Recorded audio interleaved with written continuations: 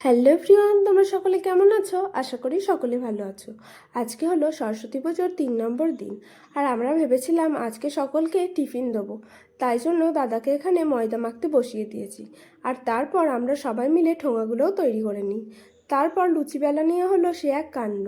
কে লুচি বেলবে সেটা আর বোঝা যাচ্ছে না। প্রথমে এখানে আমি লুচি বেলতে বসেছিলাম, আর এক সাইডে বসেছিল মানা দিদি। কিন্তু আমার লুচি বেলা দেখে ওরা সবাই আমাকে বলল, থাক বাবা, তোকে আর লুচি বেলতে হবে না, তুই ওঠ। তারপর আমাকে উঠিয়ে রাজা দাদা বসলো। তারপর রাজা দাদা লুচি বেলা দেখে আমরা তো অবাক, বাবা এ আবার কি লুচি বেলা। তারপর অলবা বলল, সর সর, আমি একাই 100, আমাকে দে। তারপর ওর লুচি বেলা দেখে আমরা তো অবাক, আমরা বলি থাক বাবা, তোকেও লুচি বেলতে হবে না। তারপর এইদিকে বসলো উজি, আর উজি কিন্তু লুচিগুলো ভালোই বেলছিল। তারপর সবাইকে সাইড করে আসলো আমার মা। আর তারপর দেখি ওদেরকে লুচি বেলতে দিইনি বলে ওরা লুচি ভাজতে চলে গেছে। তারপর আমরা টিফিনে সব প্রসাদগুলো দিয়ে দিই, মানে লুচি গুজিয়া যেগুলো ছিল সেগুলো দিয়ে দিই। আর আমরা বেরিয়ে পড়ি সবাইকে প্রসাদ দেওয়ার জন্য।